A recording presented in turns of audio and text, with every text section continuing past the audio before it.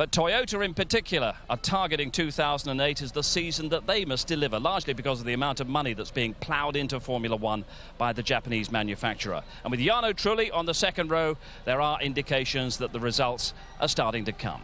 Here's Louise. After 6 years stuck firmly in Formula One's midfield, Toyota is under pressure to perform. The team's pinning its hopes on a radically different design, and early signs suggest the new car is doing its job. I would say the main goal, what has triggered our concept change, was to obtain a better aerodynamic stability, and we got it immediately. Just the performance at the beginning of the winter was not where we had to be. It came a little bit later, just in time, in fact.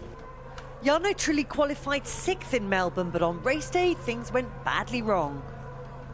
Yeah, Melbourne has been, the race has been a kind of disaster after again, a good qualifying, similar to this one. Yes, we went into quite a lot of troubles with Jarno first and then Timo. And it's a shame because as many other teams took advantage of it, it was a race where it was quite easy to score good points. We have learned from that experience, but here is reflecting much more our performance. I think the wintertime testing work was extremely good, especially in setting up the car and understanding the way to work. And the result is that now we should be competitive everywhere. Obviously, I cross my finger because here we've been always statistically good and competitive, but I believe even when we go back to Europe, we should be good. This is the track where Toyota scored its first podium position back in 2005. So what are the chances of repeating that today? You always have chance when you have a good car like I have. Obviously, difficult to beat Ferrari and McLaren, but if we look at Melbourne, anything can happen.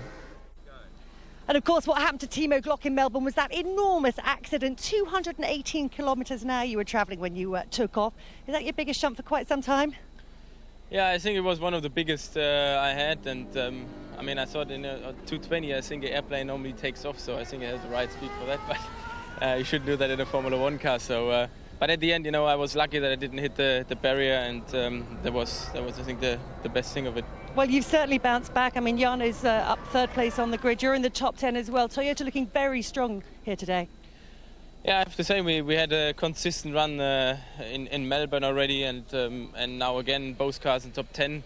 I mean, for me, it's still the problem that I still have to use 2 sets of tires. In Q1, that was not like we planned it, and that cost me at the end of a Q3 session. But overall, I'm happy with it. I mean, Jarno now in P3, good opportunity for us to be strong in the points. We'll keep our fingers crossed for you. Have a good one. Thank you. So both Toyotas qualifying in the top 10 for this Malaysian Grand Prix. Trulli now starting from third on the grid. We'll be down there with our reporters in a few minutes' time. We'll be talking to Lewis Hamilton some more, and we've got the ITV F1 competition as well, all after the break.